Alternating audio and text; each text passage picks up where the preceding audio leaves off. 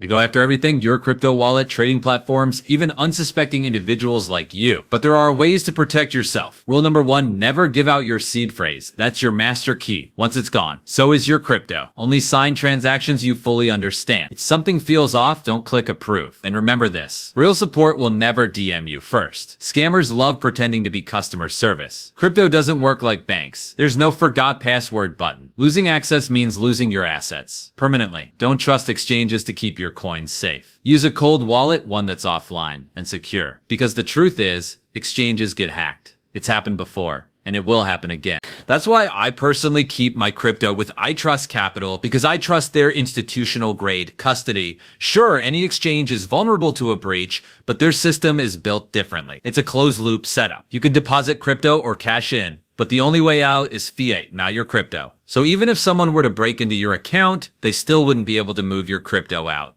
That kind of security is next level. I've got my IRAs with them, plus a premium custody account where I directly transferred my XRP. It went straight in. Oh, and there's a bonus too. If you use the code XRP6 when signing up and fund your new account or PCA, you'll get a $100 funding bonus. Just head over to itrustcapital.com XRP Army to get started.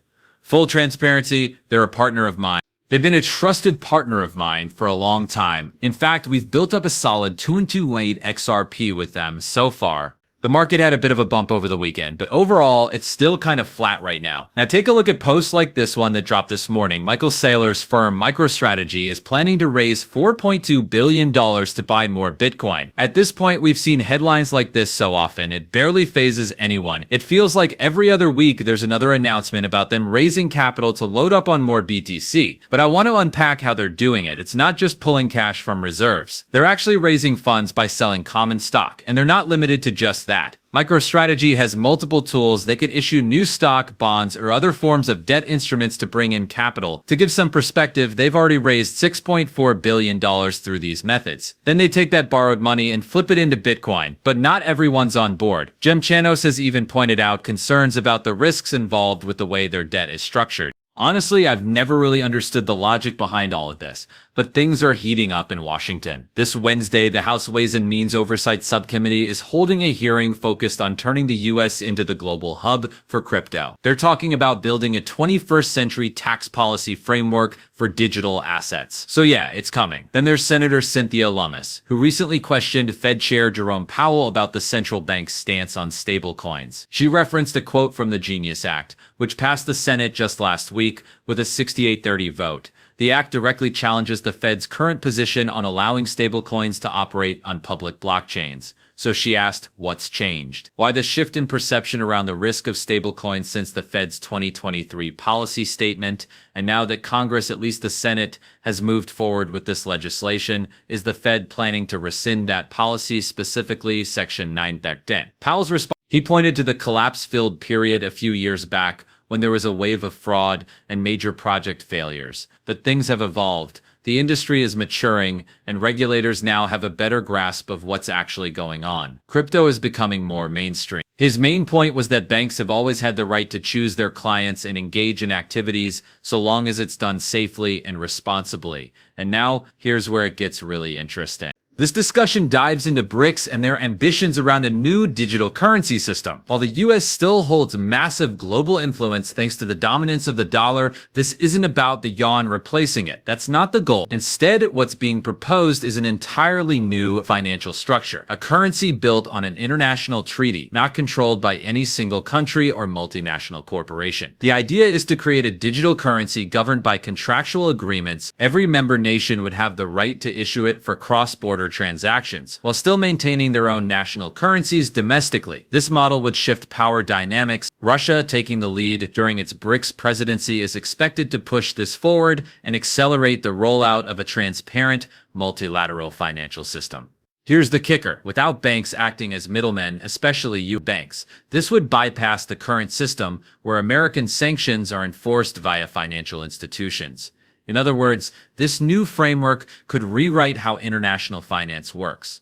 But the big question is, what's going to bridge it all together? Here's Cowboy Crypto, weighing in with a spotlight on the real steps needed to establish a solid tax framework for digital assets. According to him, the single biggest move, eliminating capital gains tax on crypto. That's the game changer. It's the boldest path forward if the US truly wants to lead and become the crypto capital of the world. And honestly, nothing would shake up the space more than that.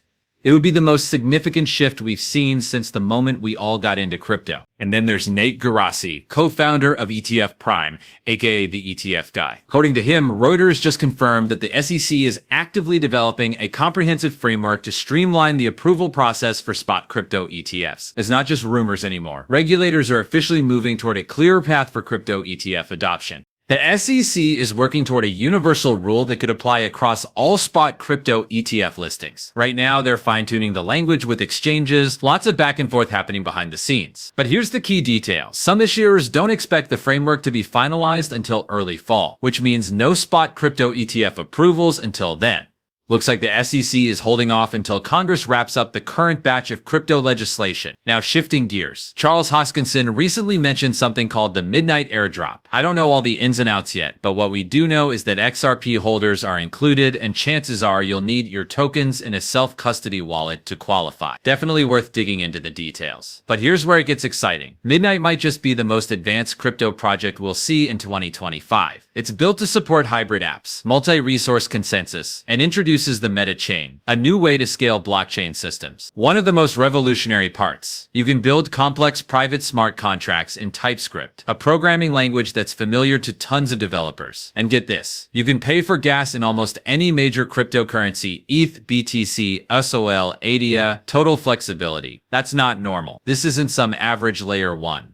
This is next-level, top-shelf tech. Over the next few months, the hype may rise and fall, but eventually the fog will clear, and people are going to realize Midnight is the first true fourth-generation cryptocurrency. There's chatter now that the Midnight airdrop could be the single biggest event in the history of the Cardano ecosystem. And if Charles is right, if Midnight hits a $10 billion valuation, just imagine the ripple effect.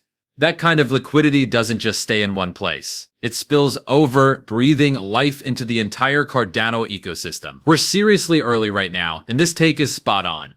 Now check this out. Raoul Pal recently dropped a bomb about how the 2017 Trump cycle is playing out all over again. Let's not forget, XRP exploded nearly 30,000% from 2017 to 2018.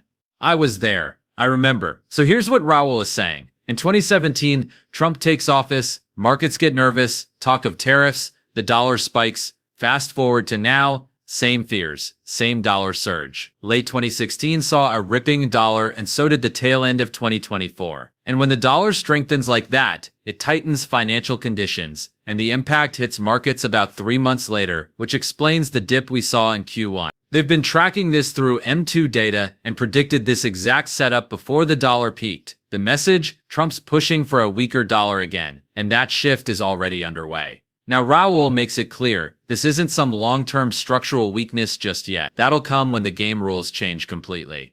For now, it's a cyclical decline driven by policy and business, and that's a major tailwind for risk assets. If you want to dive deeper, head over to daxrp.com. That's where you can support on Patreon. Or if you prefer, hit the join button right below this video on YouTube, or even subscribe via XRP. And just a quick reminder, I'm not a financial advisor. This is all for educational and entertainment purposes only. If you're getting value from this, don't forget to smash that like button, subscribe, and share this with friends and family. Let's get into it.